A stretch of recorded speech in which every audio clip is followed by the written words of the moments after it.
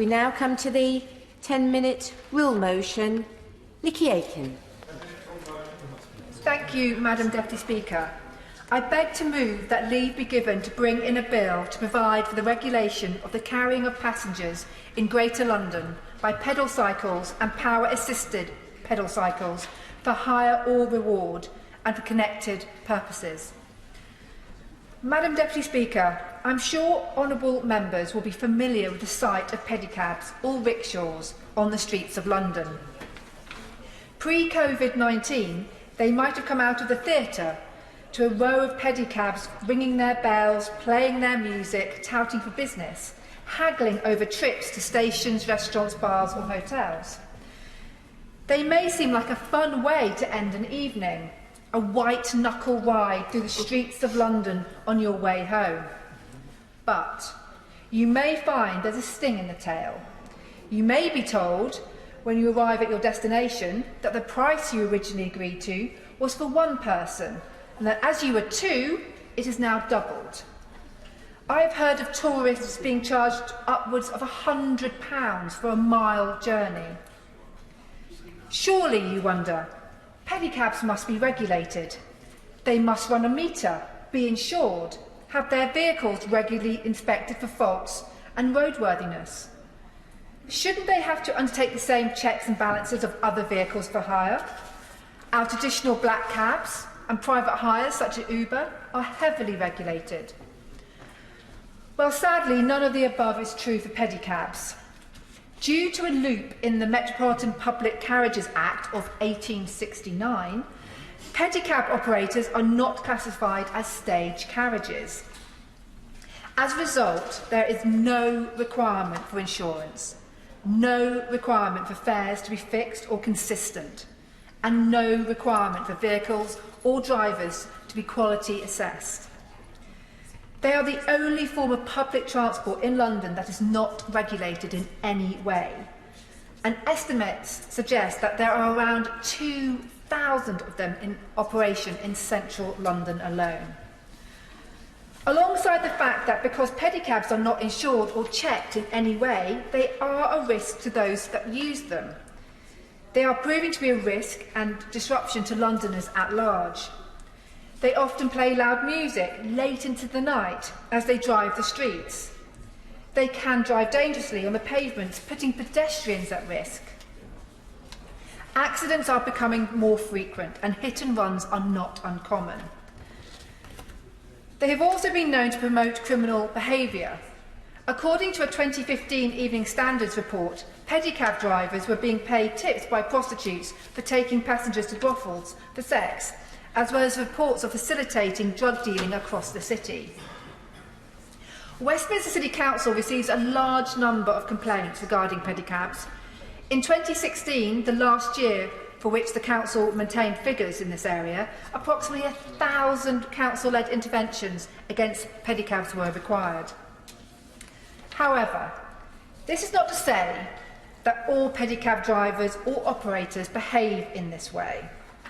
We have seen a growth in pedicab provision on the basis of providing an environmentally friendly alternative to taxis and other forms of public transport.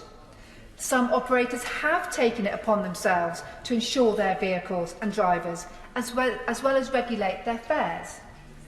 However, it remains the case that these good operators are under no obligation to take the steps that they have, and they remain in the minority. I would like to also take this opportunity to highlight the growing number of bona fide companies that we see using pedicabs to deliver goods around central London.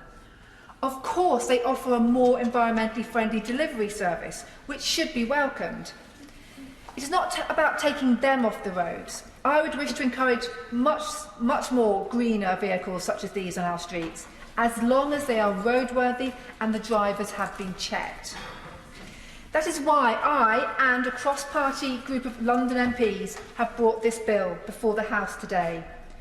It is essential that Transport for London is given the powers to regulate pedicabs, to make sure they're safe, that their fares are reasonable and consistent, and that rogue operators can no longer present a threat to residents and businesses in London. I also have cross-party support from outside this place. The bill is supported by the Mayor of London and Lambeth Council, as well as Westminster City Council and the Royal Borough of Kensington and Chelsea. It is also supported by London councils, a cross-party organisation representing London boroughs. The bill is supported by the London Taxi Drivers Association, the New West End Company, Heart of London Business Alliance, as well as resident associations and amenity societies across Westminster, including the Soho Society, Marylebone Association, Marylebone Society and Covent Garden Community Association and the Knightsbridge Association. The bill allows TfL to set requirements around drivers' eligibility and conditions, thereby preventing the current exploitation of some drivers by gangmasters. We must recognise that there is a minority of pedicab drivers who may be at risk themselves of being trafficked and be part of a modern slavery abuse. Having the regulation as outlined in this bill could help stop that practice if drivers have to be checked. The bill protects the consumer by ensuring quality and roadworthiness of vehicles. The bill will offer some comfort to businesses and residents by allowing for conditions to prevent pedicabs standing or plying for hire in specific places or at specific times, as determined by Transport for London. Madam Deputy Speaker, it is a simple bill, it is a clear bill, and it is a bill that is much needed and much wanted. I understand the government is sympathetic to what the bill wishes to achieve, as I note in a response to the question from the Honourable Member of Vauxhall in April that the government said it is aware of concerns raised about unregulated pedicabs in London and as such has committed to seek opportunities to introduce legislation that will enable the regulation of pedicabs. I would be delighted to offer the government such an opportunity by encouraging them to back my bill at second reading. Last but certainly not least, this bill is supported by 3,000 of my constituents who have pledged their support via my website. Madam Deputy Speaker, I am clear that this is not a bill to ban pedicabs. I welcome them as part of London's drive to become a greener city for us to live and work, but they must be regulated, they must be safe. There must be sanctions for injury or risk to pedestrians and customers. And it is for these reasons that I hope that this bill will be introduced. No other city in the UK is subject to this loophole. It is just London that runs the risk. We must take this opportunity to correct that, and I commend this bill to the House.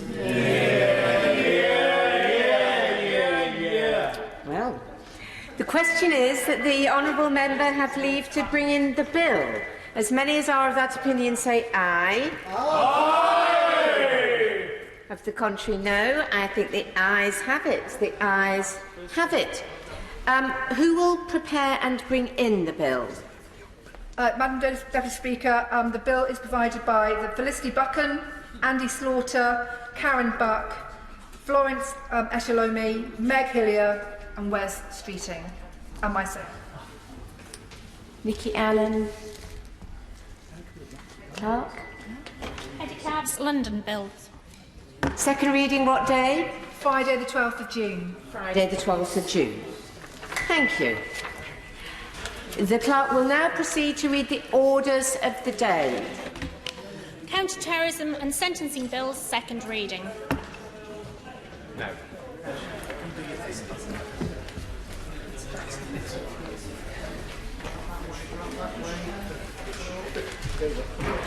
Thank you. I call Secretary of State Robert Buckland to move the second reading of the bill. Thank you, Madam Deputy Speaker. I beg to move that the bill be now read a second time. The first duty of any government is to protect the public from harm, and combating the unprecedented threat of coronavirus has, of course, been the focus of our energies over the last few months.